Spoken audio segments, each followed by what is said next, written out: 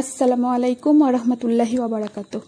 আজকের ভিডিওতে আমি যে বিষয়টি নিয়ে আলোচনা করব সেটি হলো কি পাপ কাজ করলে মানুষের ঈমান নষ্ট হয়ে যায়। ওযু যেমন ভেঙে যায়, রোজা যেমন ভেঙে যায়, তেমনি ঈমানও ভেঙে যায় কয়েকটি ভুল কাজের জন্য। কি সেই ভুল কাজ একে একে উল্লেখ করব, ভিডিওটি মনোযোগ সহকারে শেষ পর্যন্ত দেখতে থাকুন। প্রথমে জেনে নেব ঈমান কি, তারপর জানব ঈমান কিভাবে ভেঙে যায়। ঈমান শব্দের অর্থ বিশ্বাস। প্রকৃত অর্থে আল্লাহ তাআলা, নবী রাসূলগণ, ফেরেশতা, আখিরাত, তাকদীর ইত্যাদি বিষয়ে অন্তরে বিশ্বাস করাকে ঈমান বলা হয়। ঈমানের তিনটি দিক: এক অন্তরে বিশ্বাস, দুই মুখে স্বীকার এবং 3 নম্বর হচ্ছে সেই অনুসারে আমল করা। এই ঈমান আনার পর আবার ভেঙে যাওয়া মানে ঈমান নষ্ট হয়ে যাওয়া। ঈমান যদি কোনো মানুষের একবার নষ্ট হয় তাকে পুনরায় আবার তওবা করে ঈমান আনতে হবে। ঈমান নষ্ট হওয়ার 1 নম্বর কারণ হলো আল্লাহর সঙ্গে কাউকে শরীক করলে। হ্যাঁ, আল্লাহর সঙ্গে কাউকে শরীক করলে ঈমান নষ্ট হয়ে যাবে। একে বলা হয় শিরক। ইসলামে তাওহীদ বা একত্ববাদের উপর ঈমান প্রতিষ্ঠিত। যখন কেউ আল্লাহর সঙ্গে কাউকে শরীক করে তখন সেই একত্ববাদের মূল ভিত্তি ভেঙে যায়। পবিত্র কোরআনে বলা হয়েছে, যদি কেউ আল্লাহর পথে শিরক করে তবে তার সমস্ত সৎ আমল নষ্ট হয়ে যাবে। আল্লাহ শিরকের অপরাধকে ক্ষমা করেন না যতক্ষণ না ওই ব্যক্তি তাওবা করে ইসলাম গ্রহণ করে। ঈমান ভঙ্গ হওয়ার 2 নম্বর কারণ হলো কাফির মুশরিকের মতবাদকে সঠিক মনে করা।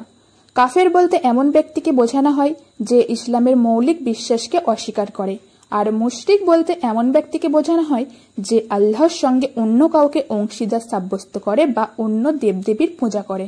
যদি কোনো মুমিন মুসলমান কাফির বা মুশরিককে কাফির মুশরিক মনে না করেন এবং তাদের মতবাদকে সঠিক মনে করেন তাহলে তার ঈমান নষ্ট হয়ে যাবে। আল্লাহ তাআলা পবিত্র কোরআনে ইরশাদ করেছেন, নিশ্চয়ই আহলে কিতাবীদের মাঝে যারা কুফরি ও শিরক করে তারা চিরস্থায়ী জাহান্নামী এবং তারাই সৃষ্টির মধ্যে সর্বনিকৃষ্ট সৃষ্টি। আবু মালিক রাদিয়াল্লাহু আনহু এর পিতা বলেছেন, আমি রাসূল সাল্লাল্লাহু আলাইহি ওয়াসাল্লামকে বলতে শুনেছি, যে ব্যক্তি লা ইলাহা ইল্লাল্লাহ বলল এবং আল্লাহ ছাড়া বাকি সব উপাস্যকে অস্বীকার করল, তার সম্পদ ও রক্ত অন্য মুসলিমের জন্য নিষিদ্ধ, আর তার প্রকৃত হিসাব নিকাশ আল্লাহর দায়িত্বে। ঈমান ভঙ্গ হওয়ার 3 নম্বর কারণ হলো আল্লাহ ও বান্দার মাঝখানে কাউকে মাধ্যম বানানো। আল্লাহ ব্যতীত অন্য কারো নিকট কিছু চাওয়া বা দোয়া করা, যেমন পীর, ফকির বাবা, মাজারে গিয়ে চাওয়া ইত্যাদি।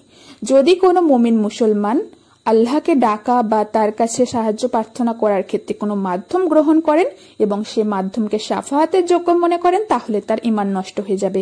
আল্লাহ তাআলা পবিত্র কোরআনে ইরশাদ করেছেন, বলুন সমস্ত সুপারিশ একমাত্র আল্লাহর আওতাধীন, আসমান ও জমিনে তারই সাম্রাজ্য। সূরা জুমার আয়াত নম্বর 44। রাসূল সাল্লাল্লাহু আলাইহি ওয়াসাল্লাম বলেছেন, যে ব্যক্তি আল্লাহ তাআলার কাছে প্রার্থনা করে না তিনি তার উপর রাগান্বিত হন।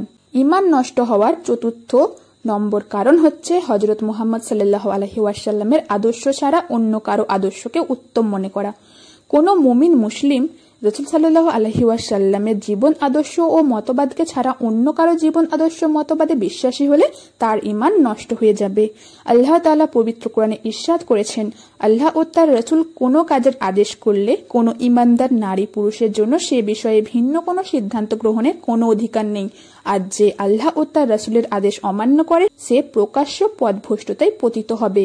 জাবির রাদিয়াল্লাহু আনহু বর্ণনা করেছেন যে রাসূল সাল্লাল্লাহু আলাইহি ওয়াসাল্লাম বলেছেন, সবচেয়ে উত্তম আলোচনা হলো আল্লাহর কিতাব এবং সবচেয়ে উত্তম আদর্শ হলো মুহাম্মদ সাল্লাল্লাহু আলাইহি ওয়াসাল্লামের আদর্শ। ঈমান নষ্ট হওয়ার 5 নম্বর কারণ হচ্ছে শরীয়তের কোনো বিষয়কে বা আল্লাহর আদেশ নিষেধকে অস্বীকার করা।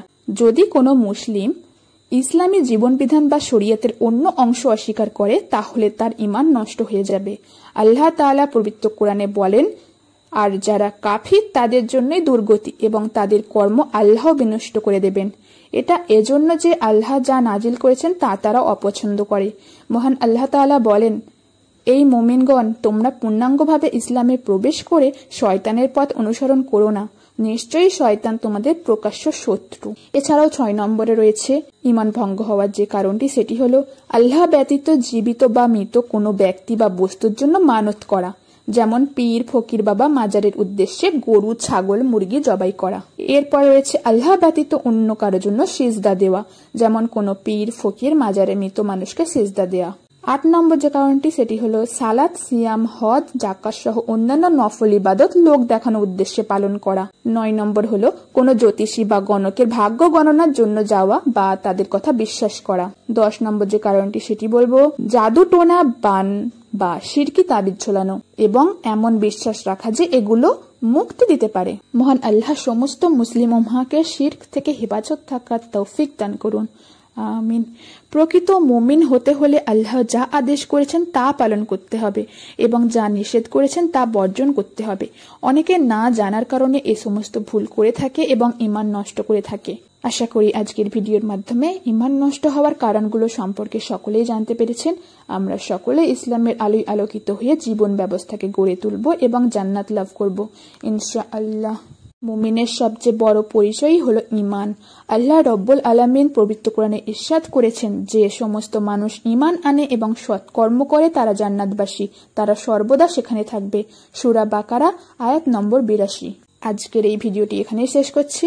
ইসলামের প্রচারে ভিডিওটি শেয়ার করবেন এবং আমাদের ইন্সপিরেশন অফ ইসলামিক দিন চ্যানেলটিকে সাবস্ক্রাইব করে পাশে থাকবেন। আসসালামু আলাইকুম ওয়া রাহমাতুল্লাহি ওয়া বারাকাতুহু।